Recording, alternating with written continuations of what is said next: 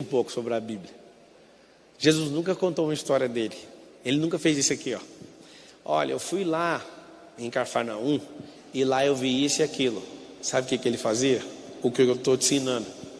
Eu já li várias coisas de gente poderosa de storytelling na terra, mas onde eu aprendi a fazer storytelling de verdade foi com Jesus.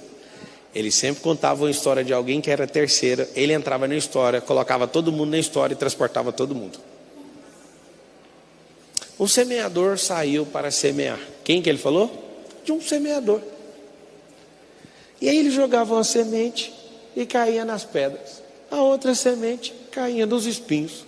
A outra caía no asfalto. A outra caía não sei aonde. Ele foi narrando a história. A história era de quem? A história era dele, mas ele estava contando como se fosse de terceiro. Aí está o segredo. Eu falo para vocês, eu não conto histórias minhas, eu conto as de terceiro. Eu estou contando as minhas histórias com enfoque no terceiro, para eu entrar depois, para você não desconfiar, e depois eu ponho você, sem você perceber, te levo para o futuro, você experimenta o futuro e não quer viver o passado mais. Se vocês entenderem storytelling hoje, já basta. Aí acabou a vida. Aí ele terminava e falava o quê? Ele estava contando sobre o reino. Todas as parábolas de Jesus, ele fez storytelling para mostrar o reino. Porque se ele chega e fala, no reino é o seguinte, vai ter animais de 7 cabeças, assim, aí você fala, você está doido? O João, por exemplo, quando ele estava lá escrevendo o que ele viu no terceiro céu, ele falava, parece um leão de 7 cabeças aqui. Parece um dragão com não sei o quê. Por quê? Porque não tinha representação disso na terra. Tem coisas na terra que não foram acionadas ainda, você vai descobrir ainda. Mas todas as vezes que ele fazia o storytelling, o que ele estava fazendo? Ele estava fazendo algo assustador. Jesus estava fazendo algo assustador, contando a história de terceiro, e o fim dessa história era um só, o reino. O reino dos céus é semelhante a 10 virgens. Aí você desconecta um pouco e fala, 10 virgens, o que tem? Elas estavam com 10 lâmpadas. Aí as 10 dormiram. Por quê? Demorou, o noivo demorou a chegar. Como ele demorou a chegar, o que aconteceu? Aconteceu um milagre, as 10 dormiram, só que 5 dormiram sem o azeite, 5 dormiram com azeite. Na hora que o noivo chegou, as que não tinham azeite implorou para as que tinham. Só que elas falaram, não vou dar. Aí elas tiveram que comprar na última hora. Cuidado com a última hora. Ele estava contando como é que vai ser o último minuto. E aí as 5 entraram na boda, no casamento, as 5 ficaram de fora. Engraçado. Quando ele conta essa história, um monte de gente não entende. E aí os próprios discípulos falavam, Jesus, mas para que você conta essas histórias? Esse storytelling é para alguns entenderem e outros não. Então, tem um monte de gente que não entende as coisas que eu falo. Tá tudo bem. O storytelling não é para todo mundo, é para quem tem a ver com a história que você está contando. Pegou ou não? Quando a pessoa fala para mim assim, eu adoro você, mas sabe, você força demais. Quando você vai vender, você mistura Deus com isso, com aquilo. Amigo, é para afastar você que não faz sentido. Tá tudo bem. As pessoas não entendem. Tem gente que fala, se você fosse andar com os famosos X, você ia ficar super famoso. Mas meu negócio não é esse. Meu negócio é achar as pessoas que têm a ver com o storytelling que queima no meu coração. Quando você entende o que queima aí dentro, todas as histórias que você conta apontam para uma mesma direção. O Kleber, que é meu sócio na oficina, está aqui agora, aqui ao vivo na palestra. A gente tem uma oficina luxuosa, investimos milhões de reais lá. Só tem um detalhe, a gente não é apaixonado em carro. O que a gente quer é transformar casamentos. Que a gente descobriu que a cada 10 carros de luxo, 9 pessoas estão com problema em casa. Não é sobre os carros. Mas vocês ganham dinheiro. A gente conhece os 8 caminhos da riqueza. Imagina se não ganha. Ganha em tudo que coloca as mãos. Constrói, faz, edifica. Você não ganha dinheiro porque você não ativou nenhum dos caminhos. Você não aprendeu, você não aplicou, porque você não instrui, porque você não faz nada. Você não está nem aí para network, você não está nem aí para empreender, você não está nem aí para nenhum dos caminhos, você não é criador, você não é produtor, você não reproduz. E aí, o que eu tenho com isso? Você não quer contar história, você vai fazer o quê? Você não quer nenhuma dessas coisas, você vai acessar a riqueza que jeito? Não se acessa a riqueza assim como não se tem um filho sem um sêmen. Sêmen significa semente.